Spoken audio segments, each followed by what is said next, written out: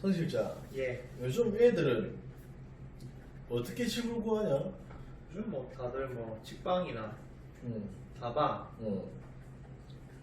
그런 거 아니겠습니까? 거의 인터넷이네. 요즘에는 대표님 거의 뭐 집에 앉아가지고 짠.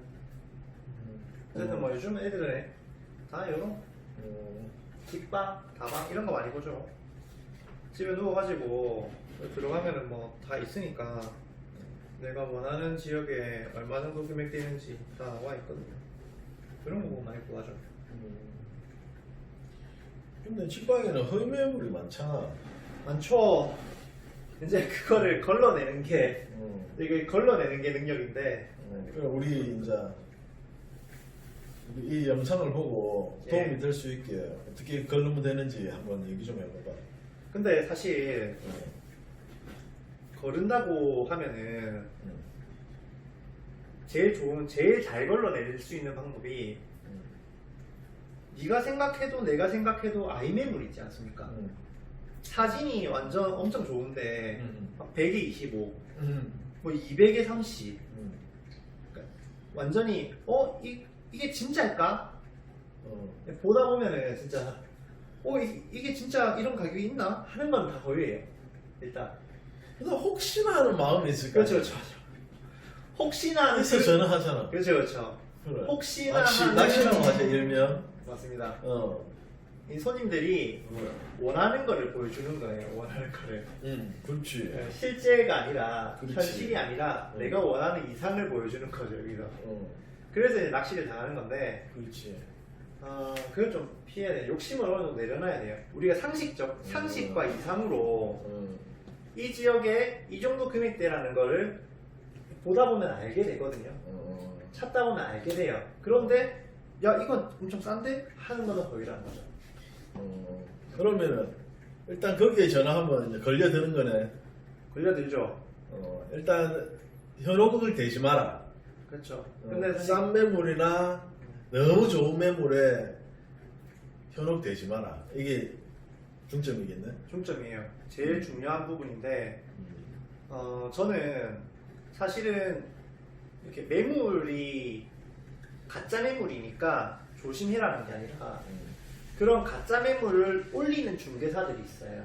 있겠죠. 당연히 있겠죠. 그런 가짜 있겠지. 매물을 올리는 중개사들을 걸러야 된다고 저는 생각하는 입장인데요. 왜냐면 일단 처음부터 손님과 중개사의 만남부터가 거짓된 만남으로 시작한단 말이에요. 그런 그렇지. 사람들은 우리가 믿고 부동산 거래라는 게 대표님 이게 되게 막 가벼운 계약은 아니잖아요.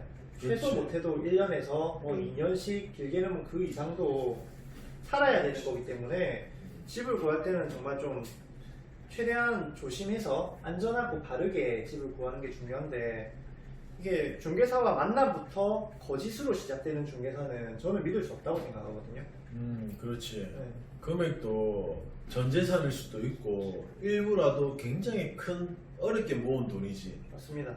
500만 원을 걸든 1000만 원을 걸든 그 신뢰가 무너지는 사람하고는 계약을 하면 안 되겠지. 네, 그래서 저는 집 구할 때 제일 중요한 게 중개사들도 보면 이렇게 거짓말하는 중개사들도 있지만 진짜 내 동생 아니면 내 진짜 가족들 집 구해준다는 생각으로 되게 열심히 열정적으로 구해주는 중개사들이 있거든요. 와, 우리 성 실장처럼.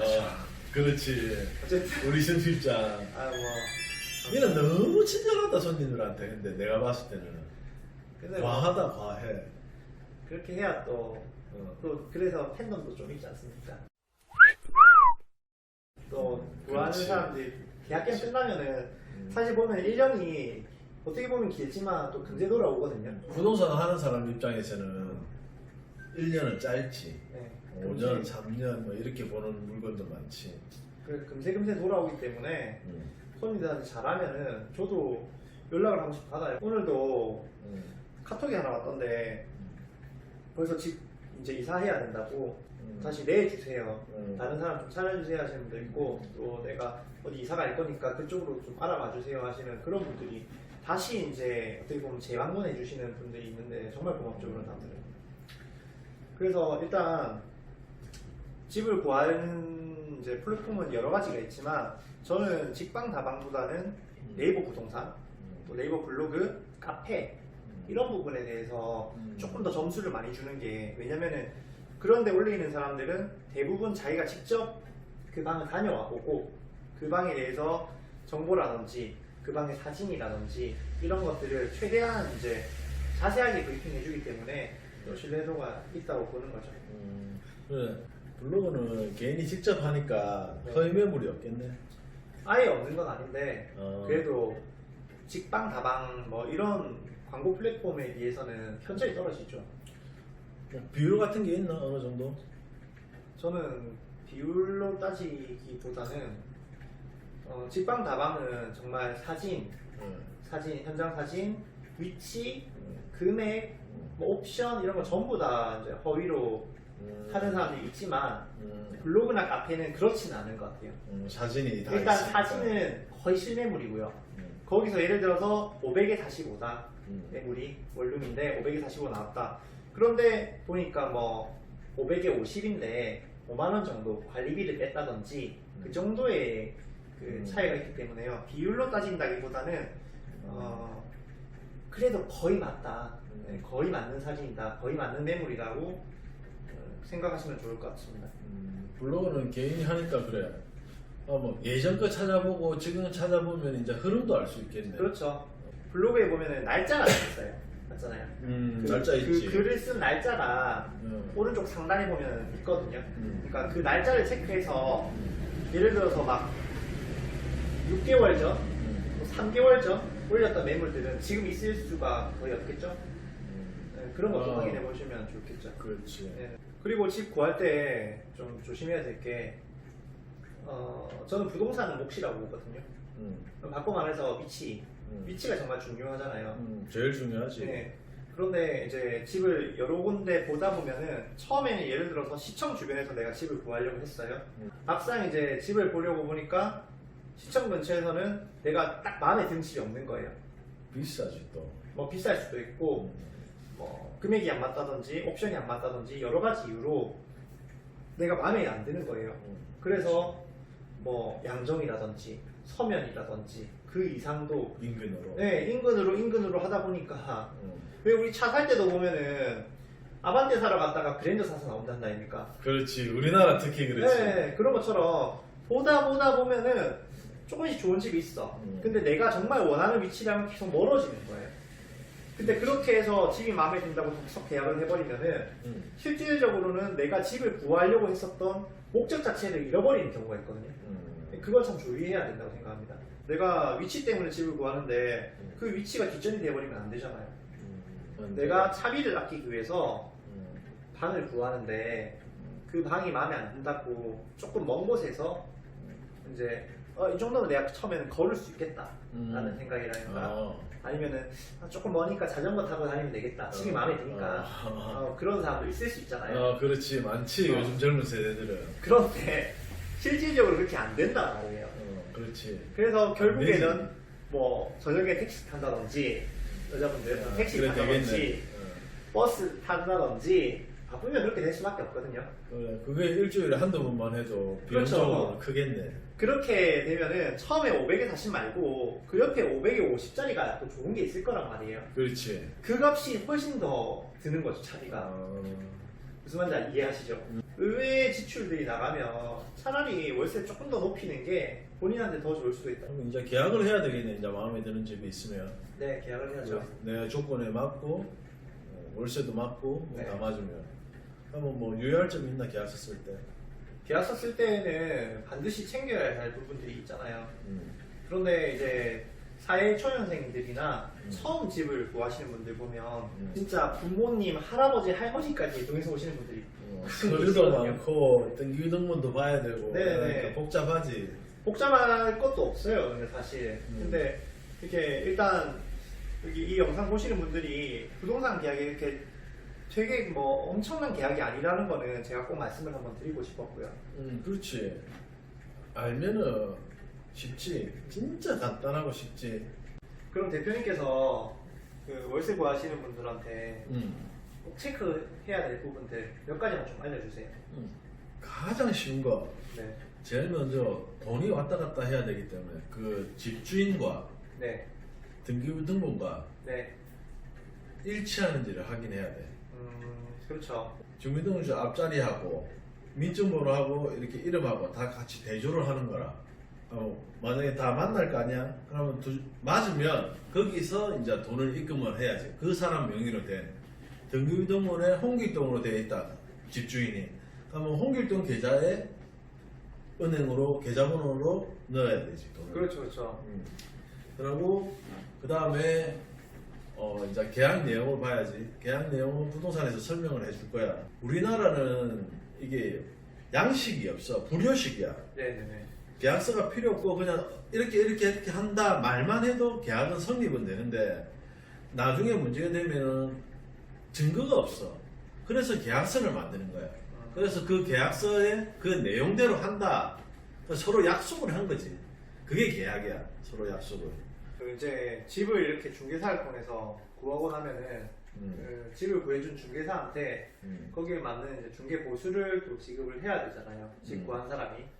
집 구한 사람도 주고 또 이제 세입자를 구해준 집주인도 그렇지. 양쪽에서 이제 중개 보수를 지급하게끔 돼 있는데 그 음. 네이버에다가 부동산 중개 수수료 이렇게만 치면은 바로 해서 내가 예를 들어서 뭐 500에 40이다 이렇게 하면 이제 그 치는 칸이 있잖아요, 그죠? 그래, 표에다가 그래서 해서 그런 게 있는 것 엔터만 같은데. 딱 치면은 바로 자랑 나오기 때문에 사실 뭐 아직까지도 이렇게 초과 수수료를 달라고 하는 중개사들이 있는지 모르겠는데요. 요즘에는 그게 너무 또 밝은 세상 아닙니까, 그죠? 다 그렇지. 나와 있으니까 이거 보면은 다 우리가 알 수 있을 것 같아요. 또 대표님께서 다음 영상에서 중개 수수료에 대한 이제 디테일한 부분까지 또 다음에 설명해 주실 거니까 다음 그렇지. 영상 또 참고하시면 좋을 것 같고요. 내가 그거는 한번 디테일하게 네, 할게. 네네네. 자, 그럼 이제 끝난 건가? 이제 좀 더 신경 써야 될 부분이 있나? 제가 꼭 하나 말씀드리고 싶은 부분이 있는데요. 우리 광고 같은 데도 보면은 부동산이 보증금과 또 월차임, 월세 부분에 대해서는 설명이 거의 뭐 명확하게끔 나와 있잖아요.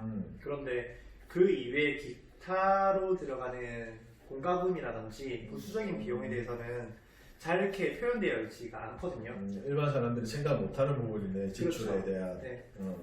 특히나 처음 집을 구하시는 분들은 월세 안에 다 포함이 되어 있고 월세 예를 들어서 내가 40만 원, 45만 원만 내면은 다른 들어가는 뭐 제반 비용들은 없다고 생각하시는 분들이 많잖아요. 그래. 나도 옛날에 엄청 한 10년 전이다. 그냥 월세만 내면 되는 줄 알고 네. 그런 사람이 좀 많이 있었지, 그때. 맞아요. 지금은 내가 임대를 많이 안 해서 모르겠는데, 요즘도 그런 사람이 있는가 봐요. 있어요. 뭔가 관리비라든지 이런 것들은 다 월세에 포함이 되어서 나는 월세만 지급하면은 다른 기타 비용들은 나갈 게 없다고 착각하시는 분들이 되게 많은데 원룸도 그렇고 또 제가 전문으로 하고 있는 오피스텔 매물들도 보면은 다 관리비라는 부분이 있어요. 또 그치. 관리비 이외에도 내가 쓰는 수도세, 전기세, 도시가스 이런 공과금이라든지 또 요즘에 시설에 차를 많이 올리기 때문에 주차 시설을 이용하시는 분들은 거기에 따른 주차료라든지 이런 부분들이 있거든요. 주차비는 뭐 어떻게 나오나? 얼마씩 나오길래? 보통 이제 자 여기 앞에도 있는데요. 저는 이제 4층, 5층짜리 다가구 원룸의 경우에는 일단 주차가 100% 되지도 않고 너무 뭐 좀 불편한 부분들이 있거든요. 내 차 앞에 또 다른 분이 차를 댄다든지 그래서 서로 이제 차를 빼고 받고 해야 되는 이런 부분들이 있어서 불편하지만 또 좋은 장점은 이런 데는 이제 주차비가 없죠. 없지. 네, 대부분 주차비가 없는데 이 다가구로 되어 있는 이런 건물은 자동차 대수 법적으로 되어 있는 게 0.5나 0.7로 두 가지로 나눠 있거든. 네, 그래서 좀 부족해. 네 맞아요. 그래서 차를 좀 아끼시는 분들, 차에 애착이 많으신 분들은 그런 거를 이제 좀 신경 써서 해야 될 거야 아마. 그리고 뭐 내 차가 되게 소중하신 자동차 오너분들은 또 집을 구하시면서 반드시 중개사들한테 물어보시더라고요. 꼭 물어봐야지. 꼭 물어보시고 중개사들이 거기서 이제 정확하게 이야기해 줘야 될 또 책임도 있기 때문에 물어보시면은 거기에 대한 답변을 들으시고 판단을 하시면 좋을 것 같고요. 제가 전문으로 하고 있는 오피스텔 같은 경우에는 대부분 이제 주차 시설이 되어 있는데 그렇게 하면은 이제 타워 주차를 하는 시설이 있기 때문에 거기에 따르는 이제 주차 비용도 나오는데 보통 우리 부산 지역에서는 한 3만 원부터 5만 원 정도 그 정도 잡으시면은 큰 이상은 없을 것 같아요. 좀 있네. 근데 주차 타워는 요즘 보니까 주차 타워에 40대 있으면 SUV는 한 10대 정도? 그 정도밖에 못 되는데 네. SUV의 주차를 꼭 물어봐야 되겠네. 네, 특히나 저도 차량 있으신지는 반드시 한번 제가 먼저 물어보거든요. 어. 물어보고 특히나 또 차량이 뭐 소나타 그랜저 같은 일반 세단 차량인지 아니면은 뭐 투싼이라든지 소렌토 같은 그 SUV 차량인지 반드시 체크가 필요해요. 타워 주차장이 있으니까 난 주차가 가능하다 이렇게 생각하시고 낭패를 보시는 분들이 가끔 있거든요. 뭐든지 콕 집어서 딱 정확하게. 네네, 정확하고 명확하게 해야지 나중에 추후에 실수가 어쨌든 없습니다. 그래, 부동산에서는 주차 타워 있습니다. 그걸로 네네. 끝냈으니까 그럼 할 도리는 다 했으니까. 그렇죠. 내 실수네. 그래 되면. 그렇죠. 그러니까 사실 집 관은 내가 주체가 되어가지고 정말 하나하나 꼼꼼하게 봐야 될 이 필요는 있죠. 그래. 그럼 뭐 우리가 지금 원룸 구하시는 분들은 도움 될 수 있게 이 정도면 충분한가? 네, 뭐 이 정도면은 거의 체크해야 될 부분들은 한 것 같습니다. 아, 그래. 근데 마지막 마무리를 해야지. 아무리요. 자, 우리가 들어갔어. 돈 내고 500만 원을 걸든 1000만 원을 걸든 들어갔어. 그렇죠. 나와야 되잖아. 그럼 돈을 잘 받아 나와야 되잖아. 아, 퇴실할 때. 그렇죠, 그렇죠. 에이, 마무리가 중요한 거야, 사람은. 맞습니다. 주인이 돈 안 주면 어쩔 거야. 그렇죠, 그렇죠. 퇴실할 때 어. 중요하죠. 대실하기 전에는 내가 주인한테 통보를 해서 전화보다는 문자로 통보를 해서 언제 나가겠다, 계약 기간 만료됐을 때 나가겠다 통보를 하고 그러고 나서 나가면 돼. 나머지 이제 또 거기서 분쟁이 있을 거 아니야. 근데 그런 거는 법적인 문제는 사례가 워낙 한 2,000가지, 3,000가지 정도가 있어서 그런 디테일한 부분은 내가 설명하기 좀 그렇지만 그렇게 얘기하면 일반적으로는 한 90% 정도는 그렇게 얘기하면 그 돈을 받아서 그냥 나갈 수가 있어. 그때 내가 나갈 때 해야 될 일은 뭐냐? 원상복구 조항이 있기 때문에 내가 들어갔을 때 집이 청소가 돼 있었다. 그럼 집이 깨끗하다. 그러면 그대로 해놓고 나와야 돼. 안 그러면 청소비라든지 기타 파손 부분 이런 분이 주인분이 체크해갖고 서로 협의하에 얼마를 물어낼 것인지 안 물어도 될 것인지 해야 그게 마무리가 끝나는 거고 돈도 내가 받아 나갈 수 있는 거야. 맞습니다. 동시 이행 관계야 이거는. 네네. 동시에 하기 때문에 누가 먼저가 아니야. 집주인이 오라 하고 그 시간에 스케줄을 맞춰서 둘이 같이 행위하고 그 자리에서 같이 돈을 받고 헤어져야 되는 거야. 그렇게 하면 이제 마무리까지 끝나는 거지. 그 대표님 이건 사담인데요.